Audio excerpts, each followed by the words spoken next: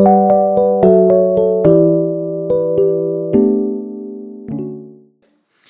오늘 벨직 신앙고백서 34조입니다.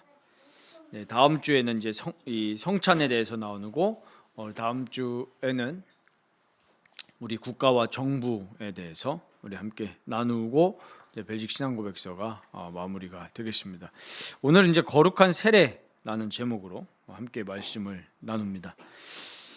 먼저 우리가 오늘 세례에 대해서 우리 이제 지난주에 성례에 대해서 말씀을 드렸었죠. 그래서 성례 안에 있는 우리 세례와 성찬에 대해서 나눌 건데 먼저 우리가 들어가는 부분에 있어서 좀 안타까운 한국교회의 현실에 대해서 우리가 좀 생각을 해봐야 되겠습니다. 이거는 우리가 비판을 하고자 함이 아니고 우리는 늘 개혁된 교회는 성경으로 개혁돼야 된다라는 것이 우리 주의 개혁교회의 모토이기 때문에 늘 지금 우리의 현실이 성경과 떨어져 있는지 아니면 우리가 성경대로 살아가고 있는지 신앙생활을 하고 있는지를 늘 점검을 해야 됩니다. 그런데 지금 한국교회 현실은 안타깝게도 많은 신자들이 내가 믿는 것이 무엇인지를 잘 모르고 있습니다. 쉽게 말하면은 공부도 그렇지 않습니까? 뭐 우리가 국어나 수학이든 영어든 어떤 과목들을 하든지 간에 그 단어 뜻을 잘 알아야 되잖아요. 근데 그걸 잘 모르면 공부가 안 되죠. 예를 들면 우리가 특히 뭐 사회라는 과목 이런 걸 보면은 그 역사 안에 일어났던 뭐 단어의 의미라든지 그런 정의들을 잘 모르면 이게 올바르게 해석이 안 되죠. 뭐 영어도 마찬가지잖아요. 그 영어 단어가 정확하게 뭘 말하는지를 알지 못하면 당연히 우리가 이 문장을 해석할 때 올바른 해석이 안 되겠죠. 그러니까 이 정확한 정의, 이 데피니션을 아는 거는 중요한 겁니다. 근데 우리가 뭐 성경을 공부하자 그런 차원은 아니지만 우리 오늘 세례에 대해서 나눌 건데 세례가 무엇인지를 잘 모르고 세례를 받잖아요. 그러니까 이것이 우리에게 영적인 굉장한 손해를 안겨다 줍니다. 세례나 성찬이나 정확한 의미를 알고 참여하는 성도가 몇이나 되겠냐고요. 성찬을 참여할 때도 그냥 교회에서 하는갑다 이렇게 참여해요. 그러다 보니까 어떻게 되냐면 성찬이식이 굉장히 우리에게 엄숙하면서도 그러면서 사실 기쁨의 만찬이고 굉장히 우리를 영적으로 새롭게 갱신시키시는 굉장히 영적 유익의 장인데 그냥 허리에 허식돼 있는 현실입니다. 지금 한국교회가 잘 안 하기도 하고 성찬뿐만이 계십니까? 세례도 굉장히 우리가 신앙생활 중 단 한 번이잖아요. 두 번도 아니고 한 번인데 그 한 번의 세례를 참여할 때 그냥 형식적으로 참여하는 경우가 대부분이란 말이에요. 굉장히 감격의 시간인데 세례식에 함께 참석하는 기존 우리 신자들도 그렇고 또 세례에 참여하는 우리 세례를 받는 사람들도 제대로 구원에 대해서 본인이 확신도 없고 근데 그냥 교회에 등록했다는 이유만으로 세례를 받는 경우가 굉장히 많은 겁니다. 그러니까 내가 믿는 것이 무엇인지가 제대로 정리가 안 됐어요. 그 말인즉슨 어떻게 보면은 한국교회에 성령의 임재가 없을 수도 있다라는 얘기입니다. 왜냐하면 성령은 우리를 진리 가운데로 인도하시기 때문에 진리를 안다는 얘기는 이 정확하게 내가 믿는 것이 무엇인지를 안다는 거거든요. 이 안다라는 건 굉장히 우리 신앙생활에서 중요합니다. 안다.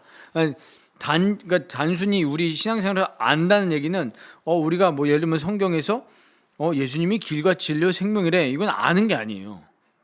성경에서 말하는 안다는 우리 알다라고 했을 때 그 원어의 의미가 뭡니까? 부부간에 안다라고 했을 때 안다라는 단어를 써요. 이 안다는 것은 그냥 지식적인 알미 아니죠. 부부가 안다는 얘기는 모든 전인격을 아는 겁니다. 근데 우리가 성령님이 계셔야 우리가 예수님을 아는 건데 이 신앙생활에 대해서 내가 이 정의를 모른다는 것은 실질적으로 그냥 진짜 성령으로 말미암아 중생을 받아서 신앙생활하는 것이 아니라 그냥 지식적으로 교회에 다니는 가능성이 큰 거예요.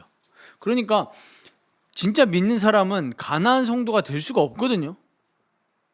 될 수가 없습니다. 나는 교회에 실망했습니다. 그럼 그 지역 교회에 대해서 예를 들면 라이프 교회에 대해서 실망했습니다 라는 말은 맞죠. 그 개 교회, 지역 교회에 실망한 거니까. 근데 그리스도의 몸된 교회는 실망하면 그건 그리스도에 실망한 거잖아요. 가나안 성도가 된다는 건 말이 안 되는 거죠, 애당초. 그러니까 이 지금 한국 교회가 진정한 하나님을 알미 없다. 요한복음 17장 3절에 보면 뭐라 했습니까? 영생에 대해서 뭐라고 합니까? 하나님을 아는 거랬어요. 하나님과 하나님의 아들 그리스도를 아는 거. 그럼 진짜 그리스도를 안다는 것은 내가 그 그리스도의 죽음과 부활에 같이 참여했다는 말이 되는 거거든요. 그 말인즉슨 또 뭐와 연결되냐면 성령님이 그 사람에게 일하셨다라는 증거가 됩니다. 그러니까 이제 세례와 성찬의 의미도 잘 모르고 참된 교회의 표징, 우리 지난번에 배웠죠. 참된 교회의 세 가지 표징이요. 건전한 복음 교리의 설교. 그다음 또 뭐였습니까? 성례가 올바르게 시행되는지. 마지막 세 번째 뭐였죠? 권징이 올바르게 시행되는가. 이게 안 된다고 하면은, 시행이 안 된다 하면은 올바른 교회가 아니라고 그랬죠. 이런 걸 잘 모르는 상태로 교회 다니다 보니까, 그래서 한국이 참 복받은 나라죠. 왜 복받았습니까? 하나님이 많이 계셔요. 예수님이 많이 계십니다. 자칭 예수님이 뭐 한 20몇 명이 되는 아주 복받은 나라 같아요. 예수님이 너무 많아요. 왜 그랬습니까? 이 교리를 잘 모르고 내가 믿는 게 잘 모르니까 교회 안에 이단이 딱 침투했을 때, 사이비가 침투했을 때 흔들리는 거예요. 근데 만약에 안다고 하면 흔들릴 이유가 없잖아요. 예를 들면은 우리 로아한테 로아가 저를 잘 알고 저를 신뢰해요. 그러면 다른 이상한 아저씨가 와가지고 내가 네 아비다 이랬을 때 흔들립니까? 안 흔들립니까? 안 흔들려요. 뭐라고 하겠습니까? 에이 미친놈아 이러겠죠. 아니면 경찰에 신고하겠죠. 근데 이단이나 사이비가 이렇게 교회 안에 들어온다는 것은 예를 들면 뭡니까? 아니 예수님이 우리의 유일한 중보자시고 다른 사람이 깰 수가 없는 거잖아요. 예수님이 우리 아버지시고 하나님이고 삼위일체 하나님이시니까. 근데 다른 사람이 껴들어와서 내가 네 주인이다. 여기 지금 속는 거잖아요. 그러니까 실제로는 뭐예요? 진짜로 삼위 하나님을 모르는 거예요. 알미 없는 거예요. 알미 없다는 얘기는 중생함이 없다는 얘기하고 똑같거든요. 로아가 저를 안다는 것은 이건 단순히 다른 사람이 저를 아는 거랑은 다르죠. 이거는 인격적으로서 나의 생명의, 물론 하나님이 생명의 근원이시지만 나의 생명의 근원으로서의 아버지를 아는 거잖아요. 정서적으로도 알고 인격적으로도 알고 알미입니다. 그런데 하나님이 아닌 거에 이 나의 어떤 그 신앙을 빼앗긴다는 것은 심각한 거거든요. 한국 교회가 지금 이렇습니다. 그러니까 이런 상황 속에서 사람들이 뭐 사람이 많은 교회, 또 뭐 좀 인기 있는 교회 나름대로 나간다고 하는데 도대체 무엇을 믿는지 모르겠어요. 그러니까 알려고 하지 않아요. 신앙에 대해서. 뭐겠습니까? 반지성주의예요. 알려고, 맹목적 신앙. 그냥 내가 좋으면 좋은 거예요. 저 사람이 무슨 짓을 해도 괜찮은 거예요. 뭐 정치도 마찬가지고 뭐 영적으로도 우리 교회도 마찬가지고 지도자들은 도덕적으로 흠결이 없을 수는 없겠지만 남들보다는 도덕적으로 탁월해야 된단 말이에요. 근데 정치 보십시오. 뭐 도덕적 흠결 괜찮아. 내가 좋으면 끝이에요, 그냥. 우리나라가 이게 반지성주의가 굉장히 심합니다. 팬덤, 우상, 우리나라 취약해요, 특별히. 그러다 보니까 또 우리 이런 한국교회 현실 속에서 우리 라이프 교회는 정확하게 하나님 말씀 얘기하는 거, 그리고 교회사에서 하나님이 이 교리라는 것은 실제로 내가 뭘 믿느냐가 교리거든요. 이게 정리된 우리 교리를 안다는 것은 굉장히 의미가 있는 겁니다. 특히 우리 장로교회가 따르는 웨스트민스터 신앙고백서, 또 우리 하이델베르크 교리문답, 또 우리 벨직 신앙고백서, 이런 우리 중요한 3대 신앙고백서들은 우리 계속 알고 계속 반복해서 묵상하셔야 됩니다. 오늘은 이제 거룩한 세례에 대해서 나오는데, 우리 세례는 무엇입니까? 신약의 할례입니다. 신약의 할례. 쉽게 말하면 구약에는 표피를 베어서 언약을 확인시켰습니다. 근데 이제 그리스도가 오신 이후로는 다른 피 흘림이 필요가 없죠. 우리 인간의 피 흘림이나 짐승의 피 흘림은 효력이 없고 그럴 필요도 없습니다. 그리스도가 피 흘리신 이후로는 이제는 세례라는 성례를 제정하셨습니다. 그래서 세례는 신약의 할례입니다. 인치시고 우리의 표로 주신 성례죠. 그래서 웨스트민스터 신앙고백서 28장 1항을 보면 세례란 예수 그리스도께서 제정하신 신약의 성례로서 세례받은 당사자를 유형교회에 엄숙하게 가입시키는 것을 뜻할 뿐만 아니라 그 당사자에게는 은혜 언약의 표와 인이 된다. 은혜 언약, 그리스도께서 이루신 그 십자가의 속량의 그 언약을 우리에게 표와 인으로 확인시켜 주는 것이 바로 세례라는 것입니다. 우리 아까도 말씀드렸지만 성례는 눈에 보이는 말씀입니다. 눈에 보이는 말씀. 그래서 성례와 함께 뭐가 같이 따라간다고 그랬죠? 말씀입니다. 그러니까 우리가 항상 설교를 하고 성찬과 세례를 집례합니다. 그래서 말씀과 이 성례는 같이 가는 건데 이 눈에 보이는 말씀. 그래서 이 눈에 보이는 말씀으로 우리에게 뭘 말씀하시려는 거죠? 그리스도께서 피 흘리심으로 인해서 이제는 우리에게 다른 피가 필요하지 않다라는 걸 보여주면서 이 그리스도의 피 흘리심이 우리에게 어떻게 적용이 됐습니까? 아니 생각해 보십시오. 2000년 전에 예수님이 피 흘려 죽으셨거든요. 부활하셨습니다. 근데 우리가 그걸 믿잖아요. 지금 2025년 지금 내가 그 사실을 믿는데 어떻게 2000년 전에 피가 나에게 적용되는지 혹시 생각 안 해보셨습니까? 제가 신학생 때 당연히 지식적으로 알고 있지만 갑자기 그런 고민이 생기는 거예요. 아니 2000년 전의 피가 되게 생각해보면 단순한 질문인데 아는 거예요. 알면서도 내가 이게 지식적으로 떠나서 내가 진짜 영적으로 알고 싶은 그 갈망이 생기는 거예요. 그러면서 그때 무슨 말씀을 읽었냐면 히브리서를 읽었습니다. 그 말씀이 그러니까 그 말씀이 아니라 그 정확한 팩트 있잖아요. 예수님이 십자가에서 피 흘려 죽으신 것은 예수님을 믿든 안 믿든 팩트잖아요. 믿든 안 믿든. 왜냐하면 예수님이라는 실제 인물이 2000년 전에 있었으니까. 예수님이 하나님이라는 걸 안 믿어도. 근데 우리는 그걸 믿는 거잖아요. 예수님은 하나님이시다. 우리의 6월절 어린 양이다라는 걸 믿잖아요. 근데 그러면 그 예수님이 2000년 전에 십자가에서 죽으신 사건이 현재 지금 2025년을 살고 있는 나에게 왜 그게 나에게 적용이 되냔 말이에요. 저만 생각했습니까? 별로 안 궁금하십니까? 의문이 안 생기세요? 2000년 전의 사건이 왜 지금 내 사건이 되냐고요. 그 당시에 살았던 사람들이 예수 피를 보고 믿고 구원받다라고 하면 너무 이해가 되는 건데 지금 시간차가 너무 크잖아요. 2000년의 갭을 두고 있는데. 근데 그게 나에게 어떻게 적용이 됩니까? 그게 바로 성령의 사역입니다. 성령의 사역. 그 예수 그리스도의 피가 지금 우리에게 적용되는 것은 성령의 능력으로 그 피가 우리 영혼에 뿌려지는 겁니다. 피뿌림. 그래서 그 예수 그리스도의 피가 성령의 능력으로 내 심령에 뿌려질 때 우리의 영혼 속에서 죄가 정결케 되는 겁니다. 그리고 중생, 거듭나게 되는 겁니다. 그래서 이렇게 딱 정리하시면 됩니다. 세례를 받을 때 우리가 지난번에도 말씀드렸지만 그 방식은 중요하지 않아요. 방식은. 그래서 혹시 침례가 더 성경적이냐, 세례가 성경적이냐 이런 논쟁은 우리가 할 필요가 없습니다. 방식은 괜찮아요. 왜냐하면은 침례해가지고 구원받는 게 아니거든요. 세례에 물 뿌려서 구원받는 게 아닙니다. 이거 보이는 말씀인데 세례에 물 뿌림은 뭘 우리에게 말씀하냐 하니까 그리스도의 보혈이 우리 마음에 뿌려지는 걸 상징하는 거예요. 그 피가 우리에게 뿌려질 때 우리가 어떻게 되는 거예요? 거듭나게 되어지고 하나님을 향해서 더러웠던 우리의 마음이 깨끗이 정결하게 되는 순간인 겁니다.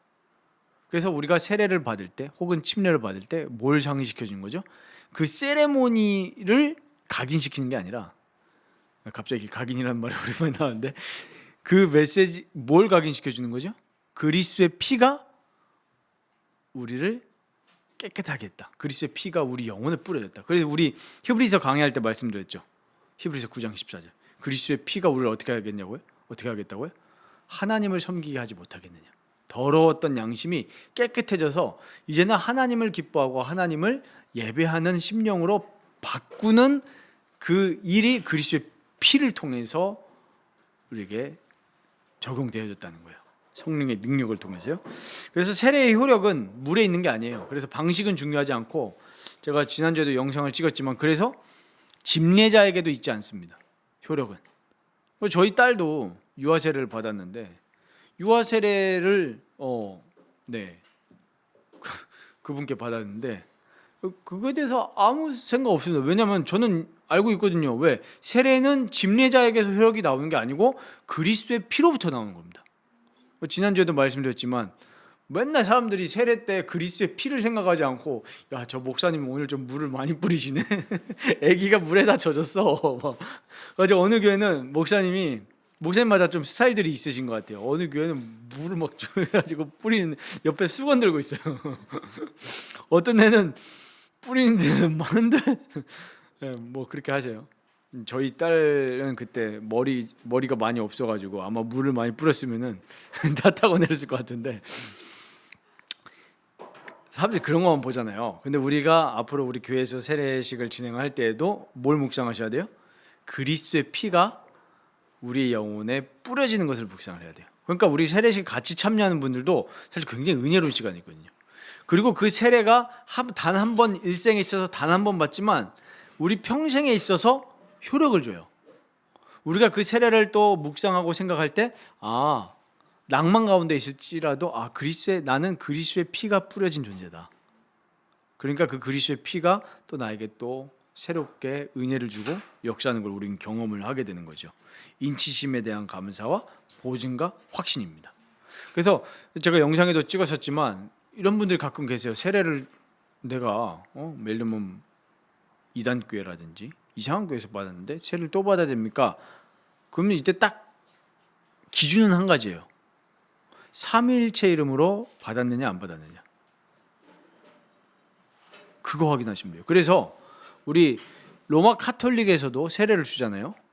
만약에 로마 카톨릭이 천주교 다니다가 라이프교로 왔어요. 근데 신급을 물어보니까 저 천주교에 다닐 때 세례 받았습니다 라고 했을 때 우리 교회에서 세례를 또 받아야 될까요? 안 받아야 될까요? 헷갈리십니까? 기준은 하나라고 그랬죠. 삼위일체 이름으로 받았느냐. 그래서 우리 세례 줄 때 어떻게 합니까?